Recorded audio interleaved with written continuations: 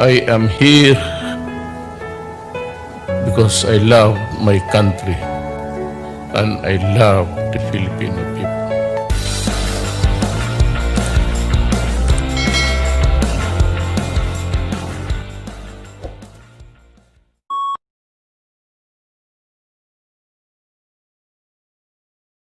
Whether active or not is 47,873. As of July, there were fresh cases of 993, and yung sa already released because of a negative finding is 547. Cases reported as of last night was 1,540. Ang maganda naman dito, yung recoveries natin, actually reported as of last night, was 12,383. Ang patay natin is, we compared to those who recovered, it's quite small, 1,309 ang patay. Now, let me stress that whether we open a modified lockdown or we totally open it in wild abandon, kagaya ng Amerika pati Brazil, ang mga presidente doon medyo matatapang. Baka may pera, ito si Bolisuro.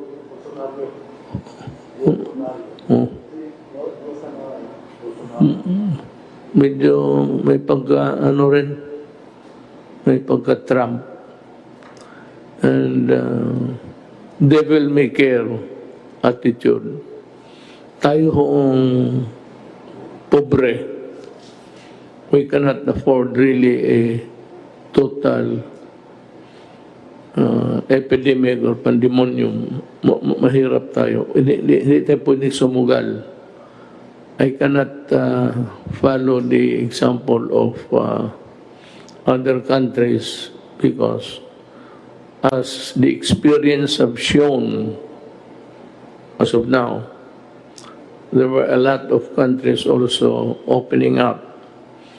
And first was Japan, then Korea, followed by China and the United States. Now, what really happened in these countries was that although they opened their economy for money to come into the government coffers, ang nangyari is there was a spike. They would have a problem of almost a relapse. Parang relapse in the totality of the number. Iyon ang mahirap. Now, we do not even know if the number of 34,178 of active cases is still a part of the first wave, or have we arrived at the second wave? I don't think so. We are still grappling with the first wave. So, mga kababayan ko, ginusto ko man, ako mismo personal, gusto ko nang lumabas. Ayaw ko nang magpapigil. Kung gusto ko nga, magkipag-away na ako. Ang problema is, yun ang gusto ko. Pero ang gusto ko, hindi makapabuti sa ating lahat. And that is true for your choice and my choice. And so we have to be very circumspect in the opening of the economy. Dahan-dahan lang.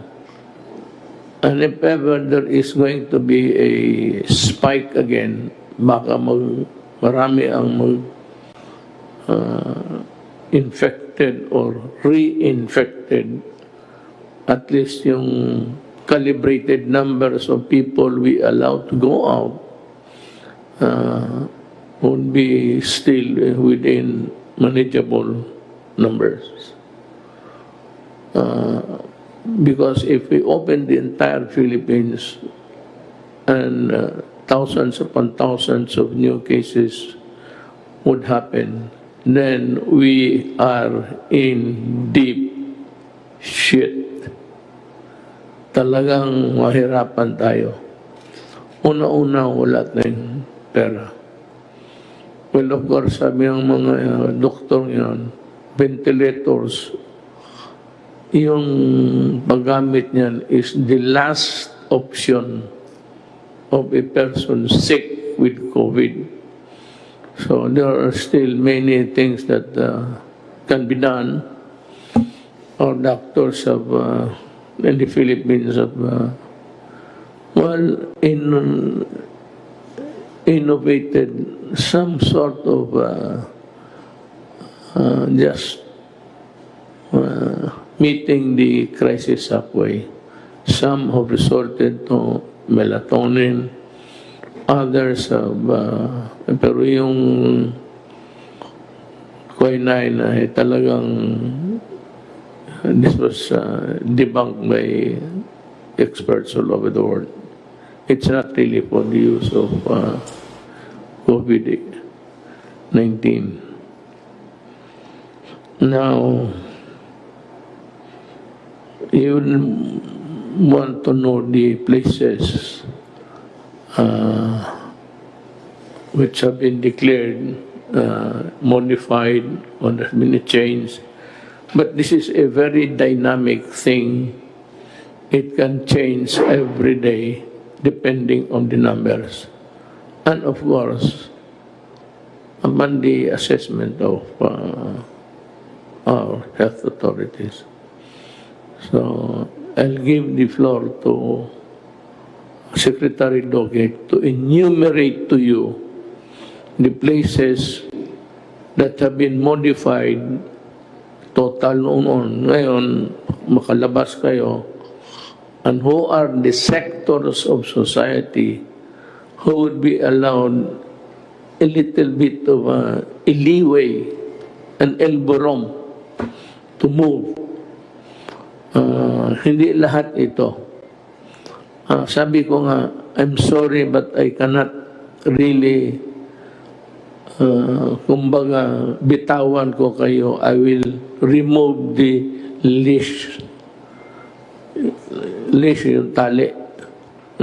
Pakulaan na kayo kasi hindi ko kaya ang the resultant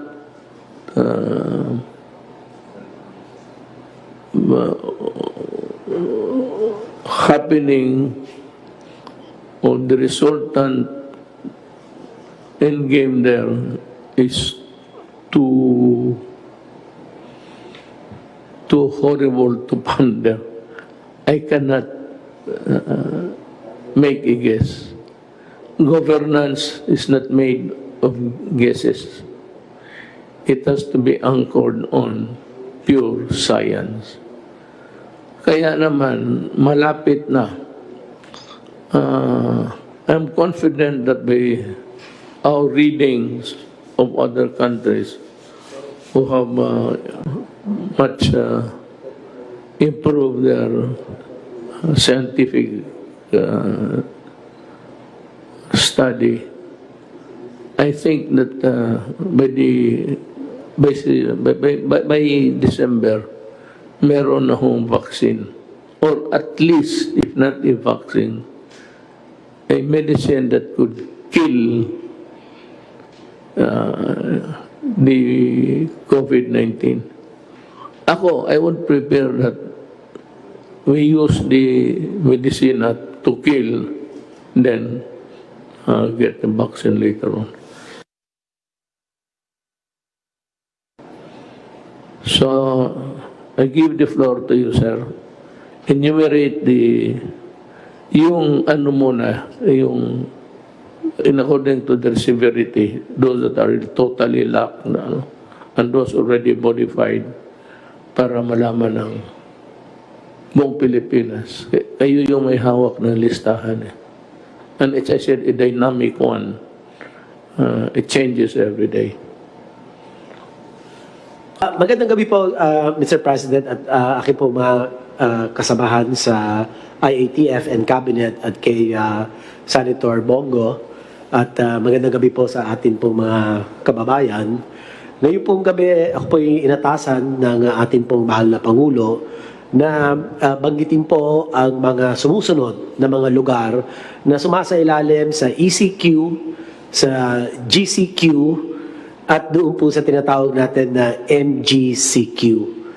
Yung pong ECQ, ibig po sabihin nito, yung Enhanced Community Quarantine. Ito po yung pinakamahigpit na klase ng ating mga restrictions. Ito po yung ipinagbabawal ang paggalaw at ang pagbiyahe ng ating po mga mamamayan, lalong-lalo na po ang mga may edad at may mga kasama po mga tinatawag natin mga sakit katulad ng diabetes, hypertension, asthma, at mga iba pa po. Iisa lang po ang lugar na sumasailalim sa ECQ. Ito po ang Cebu City. Ang susunod naman po ang ating General Community Quarantine. Yes, sir. Can you give us the reason why Cebu City has been placed in that kind of status?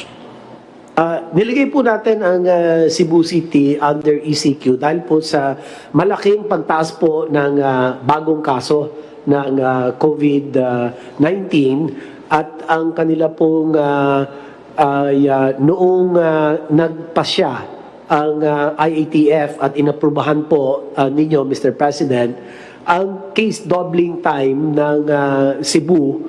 Ibig po sabihin ng case doubling time ay napaka-maiksi po ang panahon, mabilis magdoble ang bilang ng mga kaso. It was below 7. Ayun po, that puts them at high risk. Isa po yun. Pangalawa pong dahilan ay yung tinatawag po natin critical care utilization rate, yung pong mga hospital nila, yung pong kanilang ward beds, yung kanila pong isolation beds, yung kanila pong ICU beds, at saka yung pong mechanical ventilators po nila, mataas po ang kanilang utilization. So ito po ay signal na talagang malawak po ang naapektuhan na mga komunidad with the COVID-19 cases. So, nagpasya po tayo na gawin pong ECQ para nang sa ganon mapigilan, magkaroon part of the containment strategy, Mr. President, para mabawasan ang reported new cases. At ngayon naman po, yun na po nangyayari, Mr. President. Meron po tayong report, but this is with Secretary Roy Simatu. We will get the official report soon, Mr. President. So dalawa lang po yun. Ang kanila pong case doubling time ay masyadong maikse, less than 7 days. That puts them at high risk, and their critical care utilization rate, mataas po ang kanilang paggamit. Ibig sabihin, overwhelmed na po yung kanilang health systems capacity.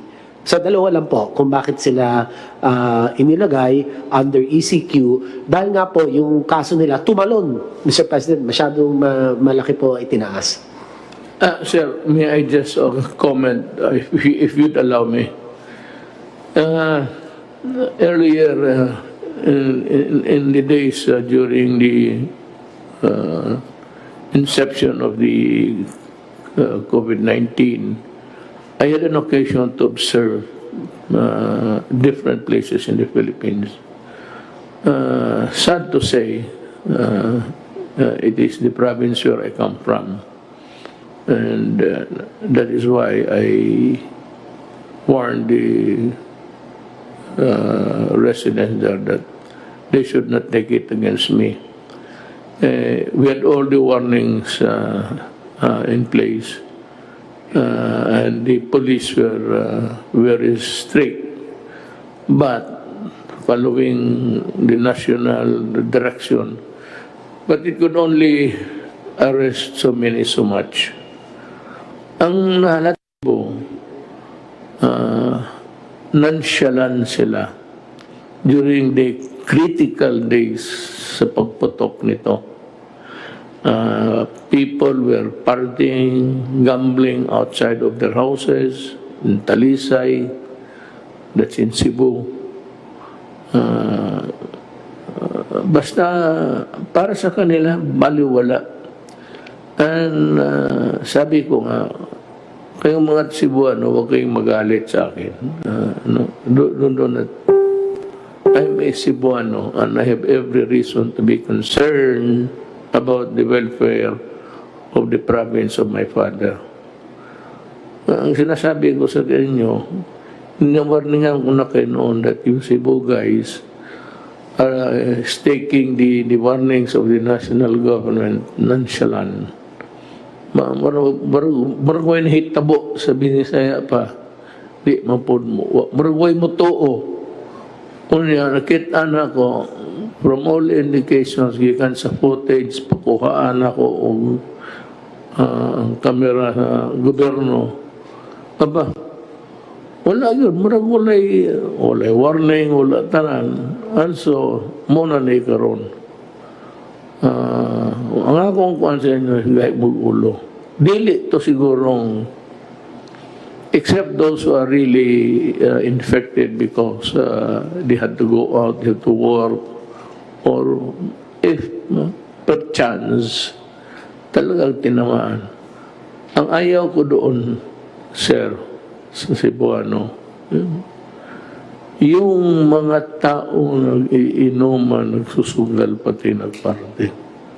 Panghuli lang na sasabihin ko po kung bakit ang Cebu City ay pumasok sa ECQ, nag-escalate to ECQ. Yung particular sa isolation beds po nila, 90.6% ang kanilang utilization. And that puts them at very high risk. At ang kanilang ICU beds, ganun din po, 84.6% ang utilization. High risk din po. Kaya yan po ang dalawang dahilan kung bakit ay ibinalik po natin sila sa ECQ. Ganun pa man, ang nag-inspect po ang IATF at ang National Task Force with our chief implementer, guiding and assisting the chief overseer of the Cebu City pandemic COVID-19 management, si Sec Roy po. At doon po ay sinabihan po namin ang liderato at ang mga iba pong mga ahensya na talagang paigtingin po nila yung containment strategies po nila, Mr. President. So yung containment strategies, ang nakapaloob po rito ay ang mga sumusunod. Unang-una, ang pinaigting na isolation, detection, isolation of cases, tapos ang contact tracing, testing, and treatment. So ito po ay mariin na sinusunod po ng leadership ng Cebu City. Kaya we will be reporting in the next meeting with you, Mr. President, showing a downward trend in the number of cases. Ngayon po, yung mga ibang mga lugar po,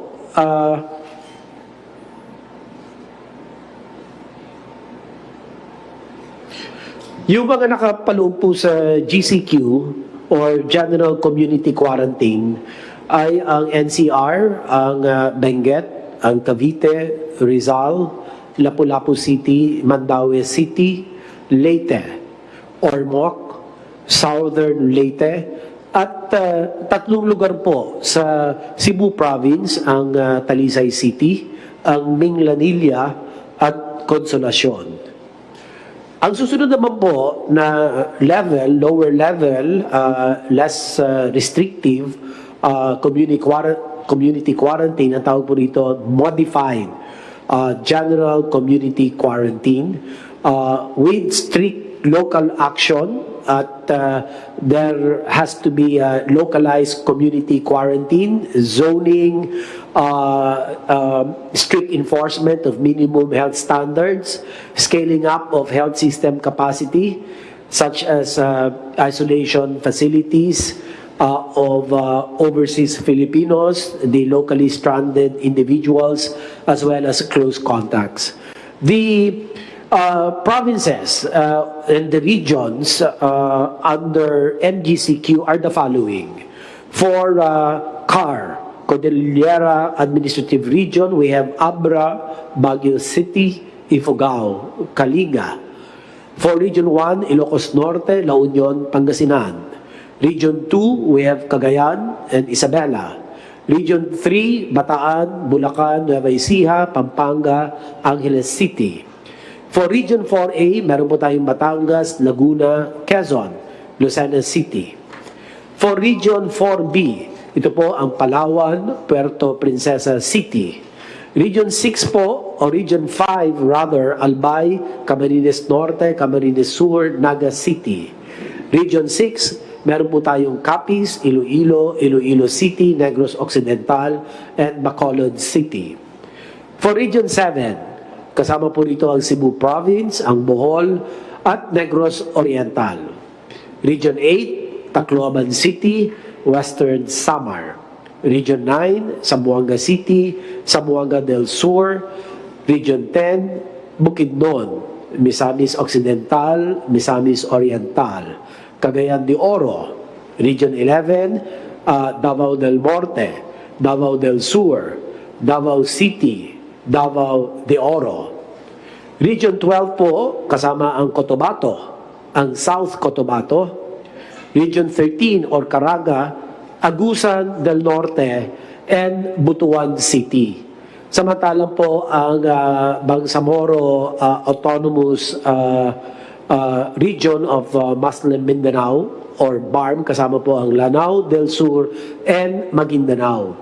Yung pong susunod na kategorya or classification, risk classification ng MGCQ na lower risk po, the rest of the Philippines. Lahat na po ng lugar sa labas po ng aking mga nabanggit, sa ECQ, sa GCQ, and the modified GCQ ay nakapaloob po sa tinatawag natin low risk, modified, general community quarantine. So, ilan po, Mr. President, ang aking pong naitala na mga lugar po batay po sa inyong kautusan. Maraming salamat po. Nandiyan ho yun. The Secretary of Health has given us the places where there are different kinds of quarantine that are being implemented. Again, just because you're allowing some of the sectors of our society to go out and work, it does not follow that COVID is not here. COVID will remain for all time.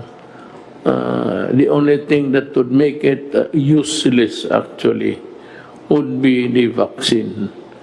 But the vaccine is a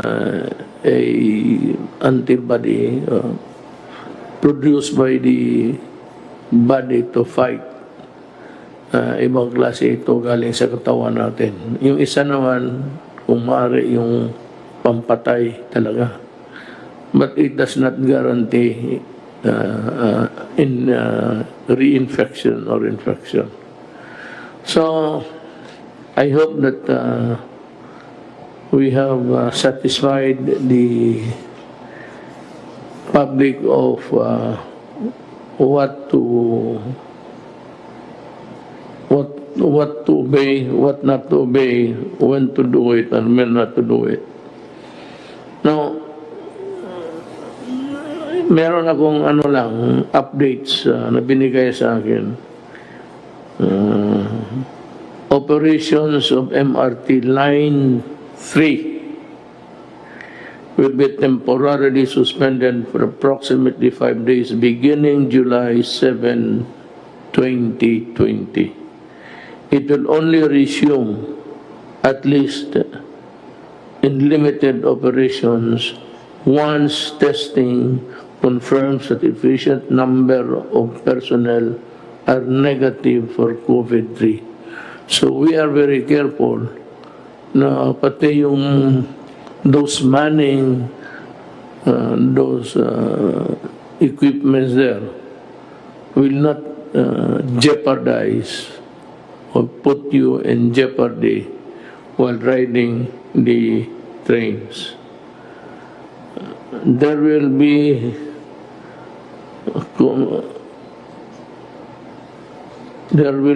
a shortage at the beginning, but we will augment it with the number of increased buses using the line.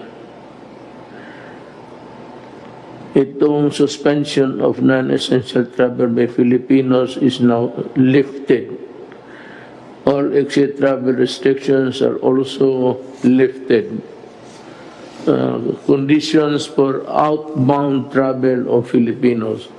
Yung Pilipino na gustong lumabas sa bayan niya, ito lang ang tandaan ninyo. And you can call us again, and we would be happy to repeat it to you again. The conditions for outbound travel of Filipinos are as follows. The submission of confirmed round-trip tickets for those traveling on tourist visas. This is not only a mandate dito sa Pilipinas.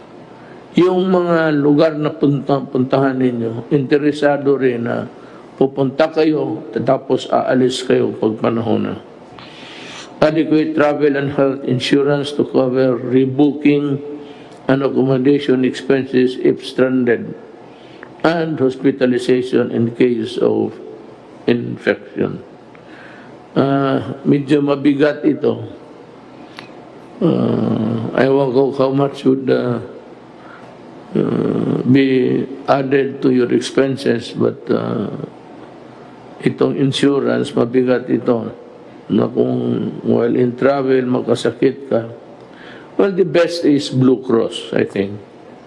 Blue Cross would answer for anything while you are out of the country. Anything at all. You get sick, and you can choose even, I think, the hospital that you'd be checking in. Ano ito? But this is a very expensive proposition. Tayo, hindi tayo maka-afford nito. Ano lang.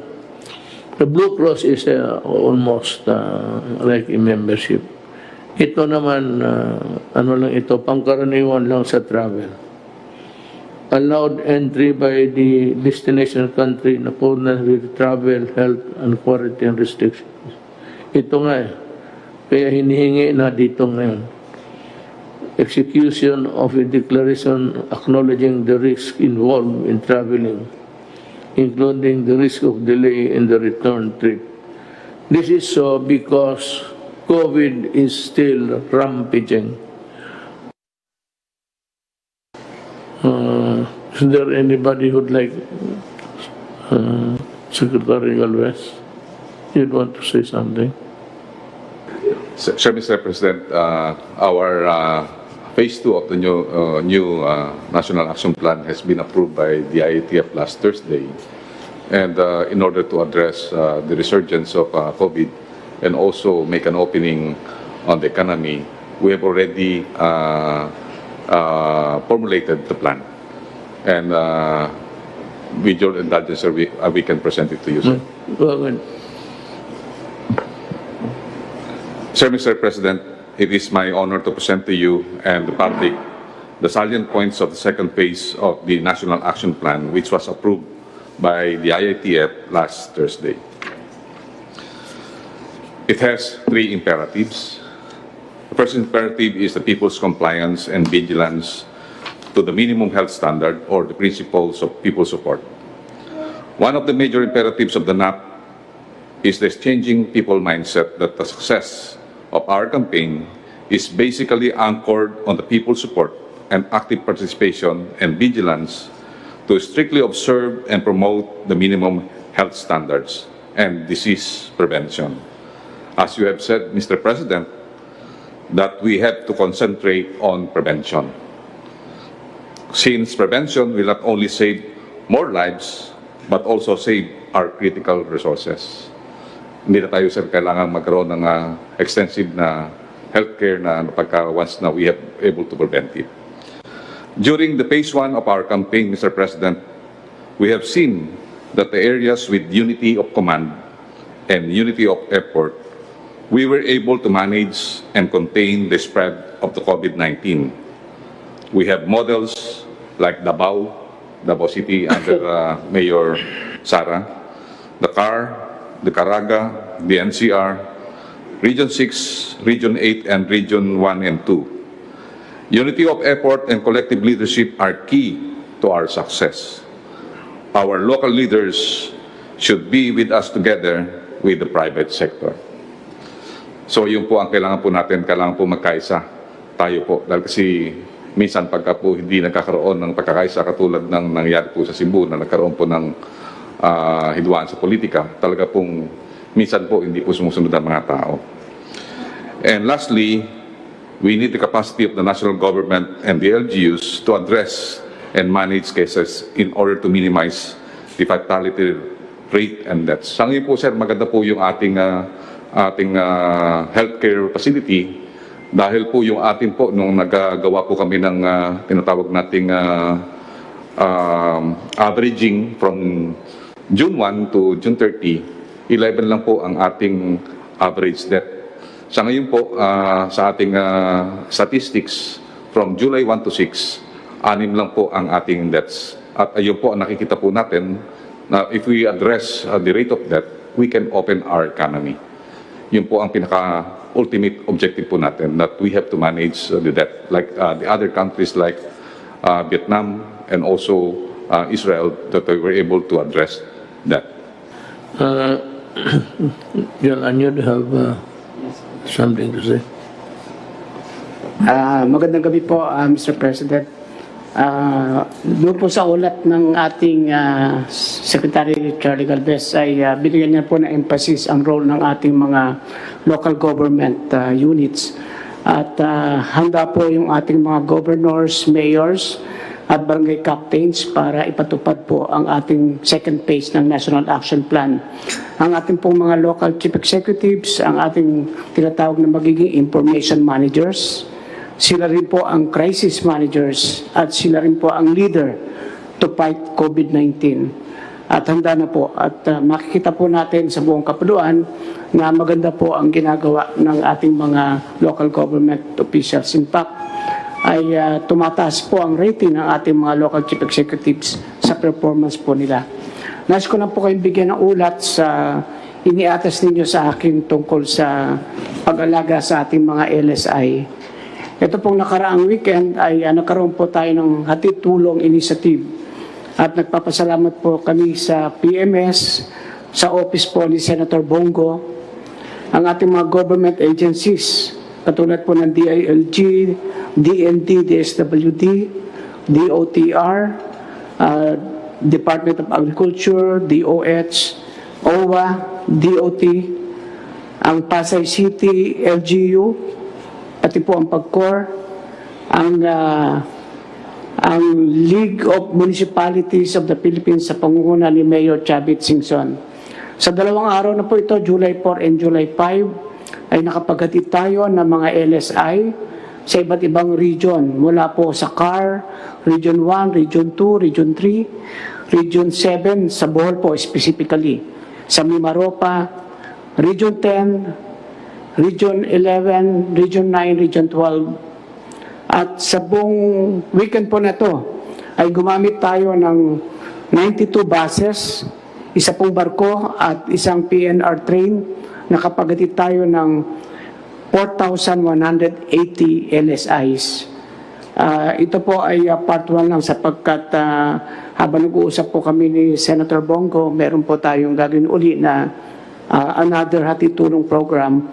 Maaring ito po ay sa last week po ng July, kapag po natapos na rin yung mga naka-quarantine sa ngayon, bunga ng mga inihatid nating LSI.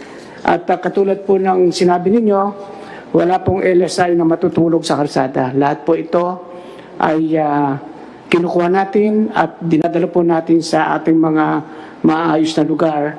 Dito po sa Villamor Air Base Elementary School, sa Philippine Army Wellness Center, dito po sa isang part ng Libingan ng Bayani, sa MP Battalion, sa Philippine Ports Authority, pati po sa NAIA Terminal 3 at NAIA Terminal 2. Sa July 6 at July 7, naulat po natin, meron tayong 5,296 LSI. Ang 3,820 ay naispasakay na po natin sa mga eroplano at barko. Kaya ang natitira na lang po ay 1,476. At ito po ay naaruga natin at binibigyan po natin ng pagkain at maayos na tutulugan. Ito po yung mga merong mga tickets na stranded. Yung pong mga dumarating na walang ticket at wala pong kasiguraduhang makakasakay dahil walang ticket, inihatid po ng ating kapulisan ito sa kanilang mga bahay at kinukuha po yung kanilang contact number para po sa susunod na hatid tulong program ay sila po yung priority para po maihatid natin sa kanilang pupuntang probinsya. So ito po yung ating tulong sa LSI sa base na rin po sa inyong pinag-uutos. Doon naman po sa ating update sa mga ating kinasuhan para po sigurado na walang mag-aabuso ng mga lokal na opisyal. Sa barangay officials po ay meron tayong 182 admin cases. Doon po naman sa mga mayors na binigyan natin ng show cause orders dahil hindi po naipamahagi ng maayos sa first tranche, ay ang 11 po ay nai-refer na natin sa ombudsman. Sa criminal cases naman po ay out of the complaints from 596 citizens ay meron pong 886 suspects na mga local government officials. 364 ang elected at ang natira po ay mga appointed. At meron na pong 195 cases na naipile sa fiscal office. Ito po ay tuloy-tuloy, kasama na rin po yung mga pasaway na gumawa ng violations dito sa Cebu City habang ito po ay nag-ECQ. Katulad po nung pagkakandak ng piyesta, pagsusugal, at saka pagpuprosesyon. Ito po ay gagawin natin sapagkat kailangan po talagang sumunod ang ating mga kababayan sa ating sinasabing minimum health standards. Ito po talaga ang susi para maiwasan na ang contamination. At hinikayat din po natin ang ating mga mayors na magpasa ng ordinansa para pare-parehas po yung pagpapatupad na ang lahat ng violators ay dapat po ay maparusahan ng pagkakulong para ito po magsilbing aral at huwag nang magbabiolate. Kung ang lahat po ng ating kababayan ay nagsusot ng mask, nag-o-observe ng physical distancing at naghuhugas ng kamay, may iwasan na po ang paglaganap ng COVID-19. Yan lang po, Mr. President. Maraming pong salamat. Thank you. Well done. John Lorenzana, you have something to say before we call to wrap up the...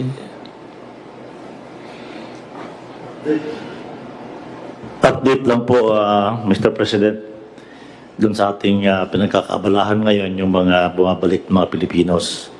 Yung una po ay yung mga returning overseas Filipinos na yung bumabalik na rito. Sa kasalukuyan ay mayroon na tayong naibalik sa mga probinsya nila na 48,099. By land transport is 19,791. Yung air transport naman 23,899 at saka sa barko 4,499. Yun naman sa ating mga overseas Filipinos yung dumarating galing sa ibang bansa na nawalan ng trabaho ay sa ngayon meron tayong naibalik sa mga probinsya na 75,895. So wala na po tayong mga backlog ngayon. Ngayon po ang data ngayon ng araw na ito. Nabanggit na po ni Secretary Anyo yung LSIs at saka yung balik tulong Isa na lang po aking babanggitin yung mga Pilipinos na nasa Sabah na gustong ibalik na ng Malaysia sa atin. Ang bilang po noon, ang total bilang ay mahigit pong 5,000. Yung unang batch po ay dumating na noong Sabado. Nagpunta kami doon ni Secretary Galvez at saka si Secretary Roque. Pagkatapos po natin manggaling sa Zamboanga, Kanambagahan, nagpunta kami doon. Yung first batch ay 395 Filipinos. Karamihan po ito ay taga Bungaw, Tawi-Tawi. So ito pong barko natin na pumupunta ng Sabah ay every 2 weeks ay magkakahakot nitong mga Pilipino na to. Karamihan po sa kanila ay Tawi-Tawi, Basilan, saka Zamboanga, at saka yung iba naman sa ibang mga lugar. Nakausap na po namin yung mga provincial government na tanggapin nila itong mga tao ito dahil sila po ay COVID-free na. Bago sila umalis sa Malaysia ay na-testing na sila doon sa pamamagitan na binayaran na ng DOH yung kanilang testing doon. Lahat po itong 395 na umalis ang dumating nung Sabado ay COVID-free sa testing po. Yun lang po, Mr. President. Thank you. Thank you. You might wrap up the today's session with yung sa task force, the different or matters that you took up for the rest of the week. Yes, sir. Dalawang bagay lang po. Kasabay po ng ating part 2 ng ating plan of action, magkakaroon po tayo ng major change also in our communication. Sinimulan niyo po ngayon dahil ang binasa niyo po ngayon ay yung active cases. Kabahagi po yan ng ating bagong strategiya sa ating communication. Ang communication po natin ay marami na tayong natututunan tungkol dito sa sakit po ng COVID-19. Gagamitin natin yung natutunan natin para mapapagal pa po ang pagkalat ng sakit at gagamitin po natin ito, gagawin natin ito dahil kinakailangan na nga pong mabukas na ekonomiya. So habang nagbubukas po tayo ng ekonomiya, palalakasin pa po natin ang T3, ang testing, tracing at treatment. Poprotektahan po natin ang vulnerables dahil yan naman po ang natutunan natin sa mga ibang bansa. Karamihan ang namamatay ay mga senior citizen, mga buntis at may mga sakit. At papapatuloy po natin ang localized and granular lockdowns. Now, pagdating po sa communication, yung ginawa po ninyo, nauna na po ang PMS, na-implement na po nila, pwede ba kung pakita natin yung aking slides ngayon? Ito po yung slides na ginamit natin kanina for the first time sa ating press briefing. Mapapansin nyo po, bago na rin po yung ating, hindi po yan yung COVID-19 updates. Sa COVID-19 updates, yung kakalipat ko lang, yung finorward po natin sa hindi po yan, back pa. Sa una po, yung COVID-19. Makikita nyo po sa COVID-19, yan, yung unang-unang part. Yan. So, actually po, yung binasa nyo po kanina is 32,845 active cases.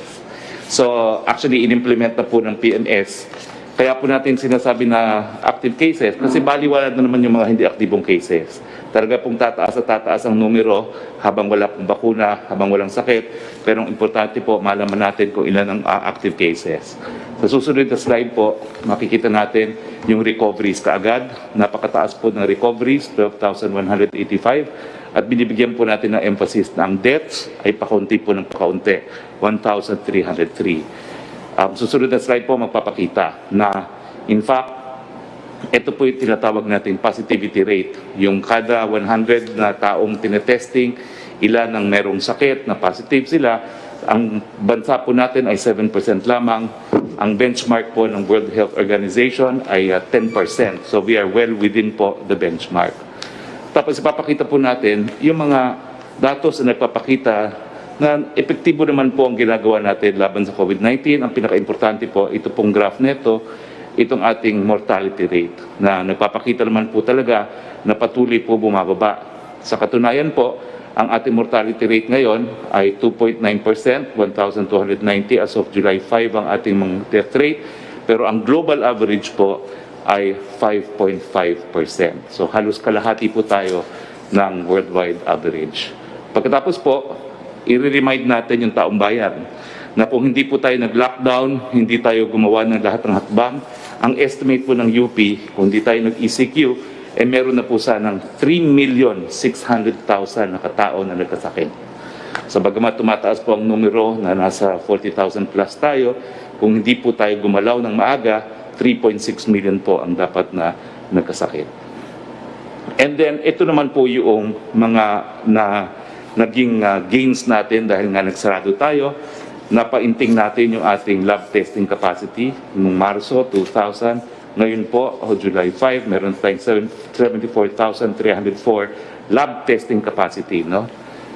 And sa pataas po, at ito po yung to dispel doubts na nagkukulang na po tayo ng hospital, no? Yung mga hospital beds na kumakalak na fake news. Ito po yung mga quarantine beds. Ang makikita po natin yung dark blue, yan po yung mga okupado. Yung light blue po, yan po yung mga bakante. At yung gray, yan po yung tinatawag na unreported. Ibig sabihin, pwede pa pong lagyan niya ng pasyente kung kinakailangan. At makikita natin doon sa mga graphs na yon na ang quarantine bed capacity po natin, wala pa pong kalahati. Ibig sabihin, habang nagbubukas po tayo ng ekonomiya, meron tayong sapat na quarantine bed sa paglalagyan ng mga magkakasakit. Pagkatapos po, yung ating PPEs, end of April, 1 million, end of June, na triple na po natin at 3 million.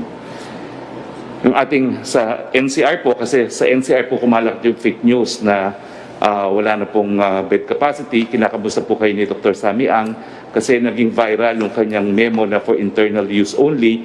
Ang sabi lang niya, napuno na yung 30% bed capacity allotted for COVID patients. Ang lumabas sa dyaryo, punong-puno na raw ang Chinese General Hospital, na hindi naman po totoo. So ang sa NCR po, 28,000 ang ating hospital bed capacity. Ang allotted po sa COVID-19 na dapat 30% ay 8,400. Pero ang occupied naman po parang COVID patients ngayon ay 3,602 lamang.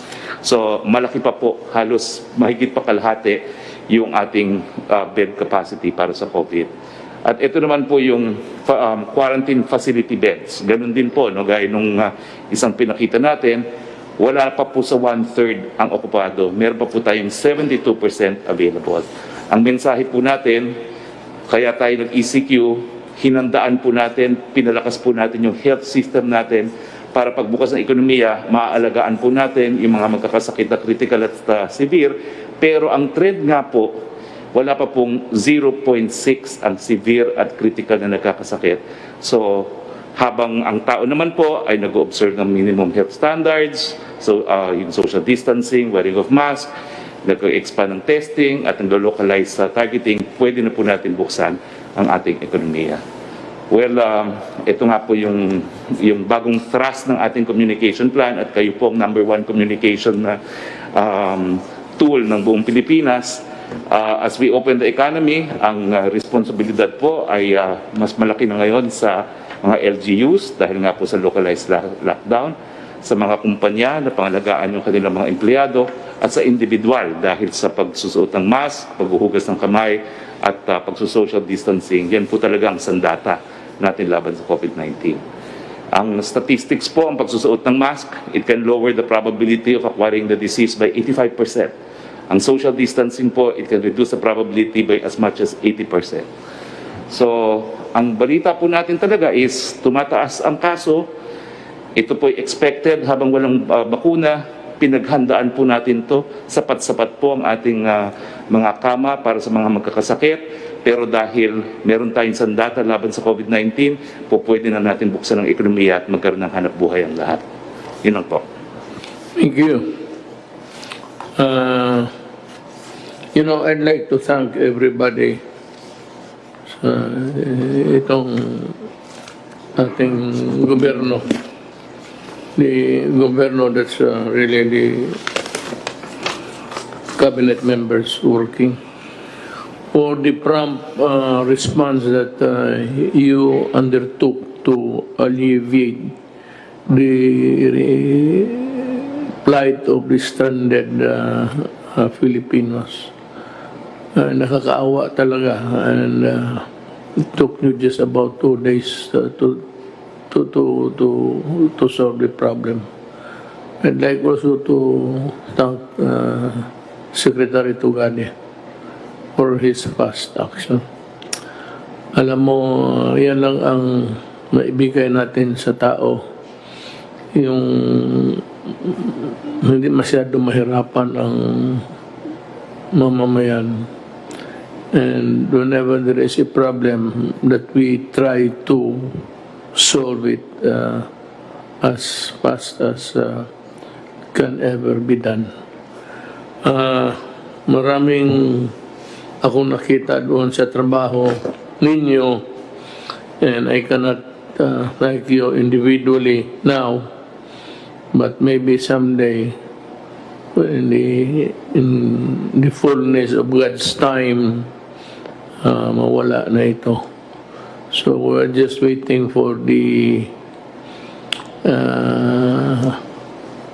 vaccines, and of course whatever there is that will hit the market before the end of the year.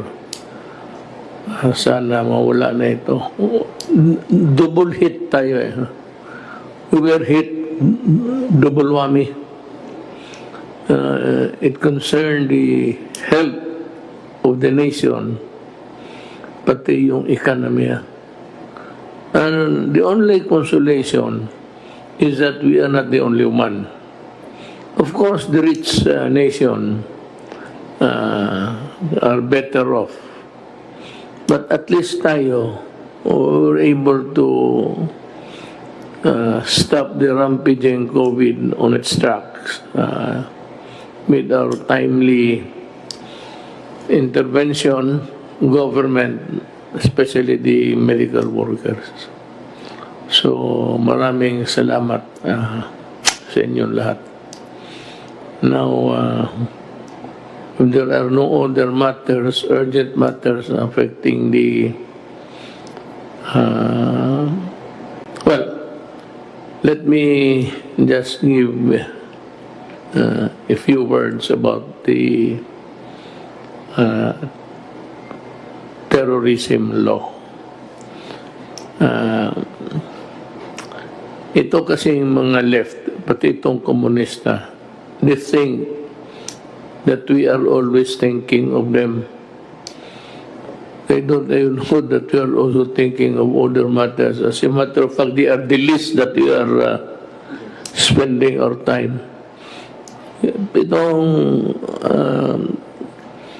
komunista, whatever be the fortune or misfortune of that law now, I'm sure it will be challenged before the Supreme Court. Sana yung the much needed legal weapons that we need to fight terrorism. Kasi ang terrorism ho, hindi ito isang dalawang putok. As what happened in Mindanao and in other places, mostly in Mindanao, ang ginagamit kasi nito nila, bomba. Ang bomba niyan, lahat nasa simbahan may tama o may bukol. Yun nga ang problema niyan. Hindi nila alam, they think that they are a different breed. They would like to be treated with another set of law. When as a matter of fact, they are terrorists. They are terrorists because I finally declared them to be one. Why? Because I spent most of my days as president trying to figure out and connect with them on how we can arrive at a peaceful solution. Wala namang gustong may gera eh.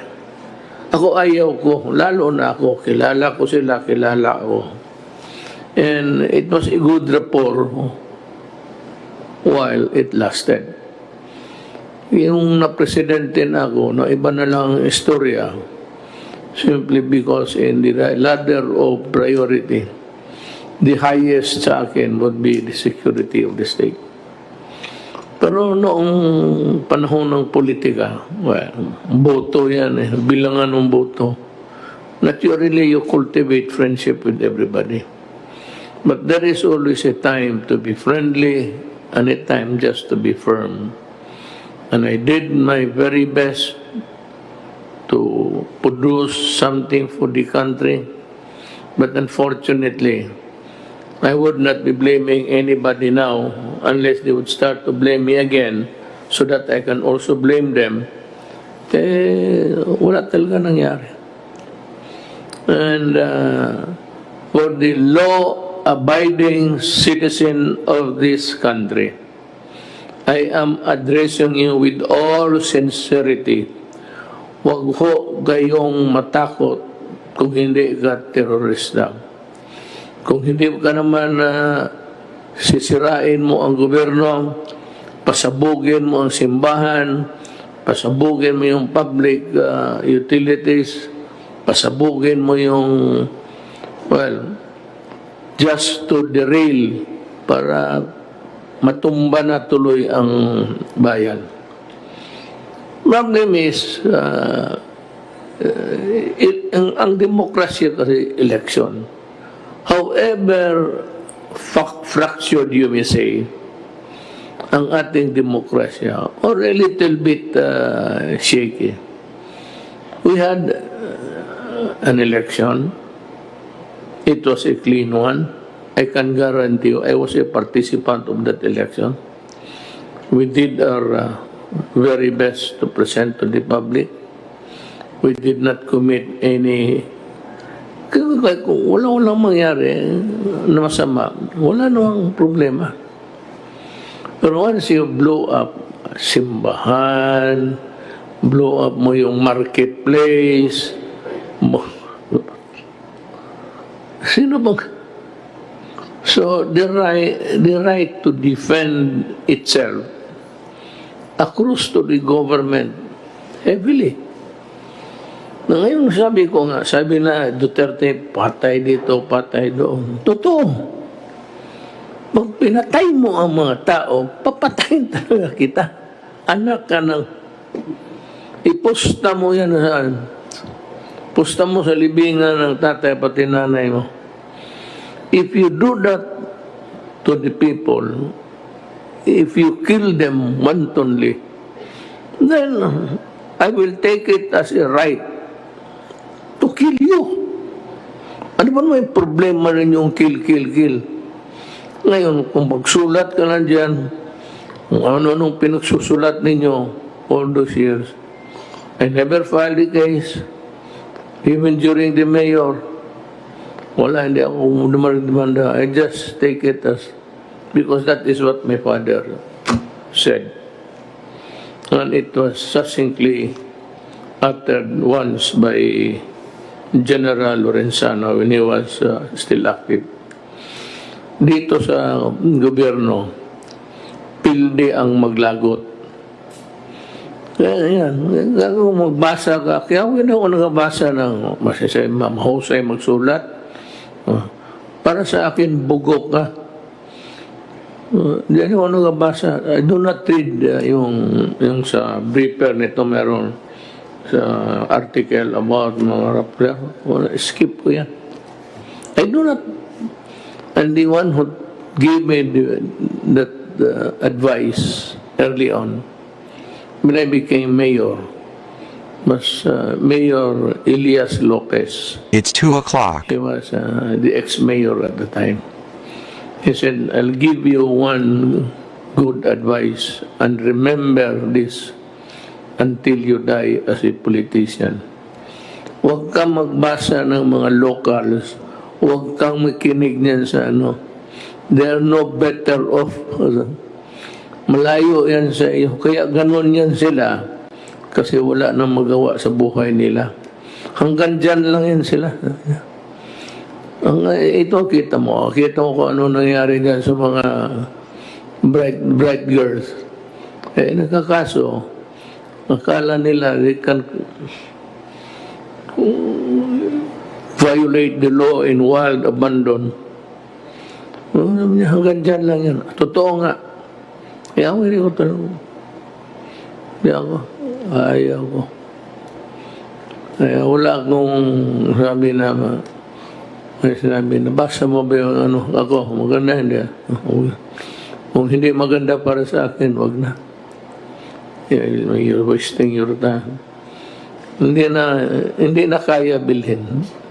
Matanda na eh. Alam mo bakit? Bigyan mo ako ng ilan? Isang truck na pera? Anong gawain ko sa pera? Sige nga. Sa tanda ko, I hate to travel. You travel, you get COVID.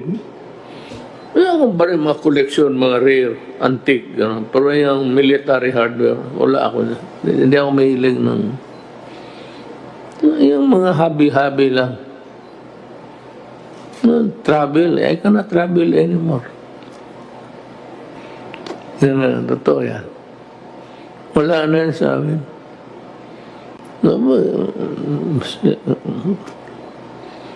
General Galvez, General Lorenzana,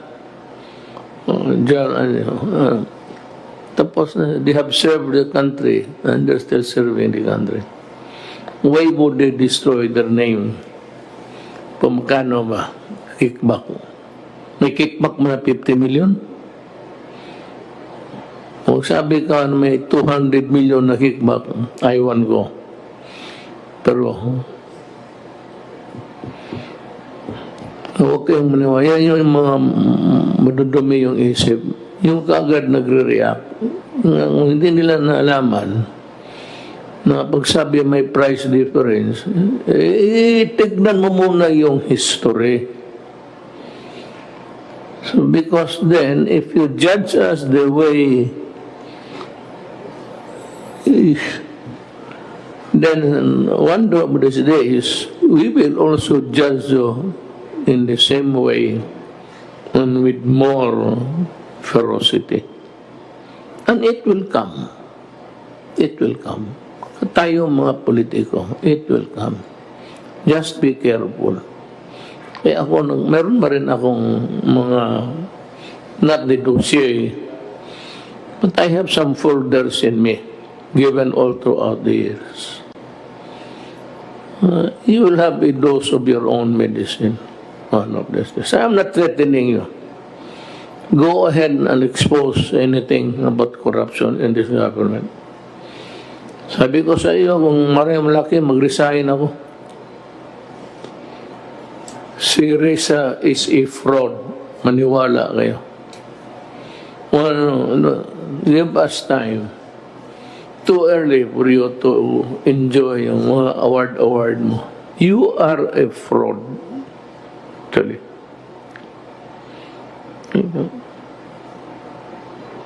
We are just compiling at this stage.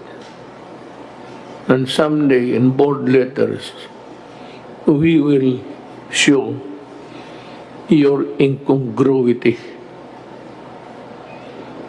You are a fraud. So, yan lang ang masabi ko. Total, wala naman akong hinihingi sa inyo. I'm not asking for any political boto. Wala na. All I'm asking is that you obey government. Because government is very much interested that you don't get sick, or if you get sick, that you get well and would live to grow, to see your children grow and your grandchildren to love. Ganun lang yan. So with that, I have to say to the Filipino people, huwag po kayong nagtatrabaho lang po kami talaga. And if you want us to do more, we will. Tell us what to do. If we cannot do it, we will tell you why we cannot do it. But if we can, gagawin namin. Salamat po. Kita-kita po ipakpak.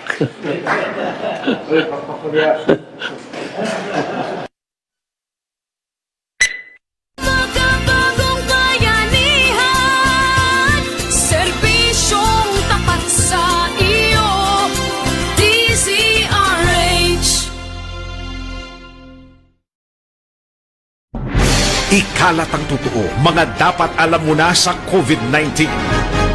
Paalala mula sa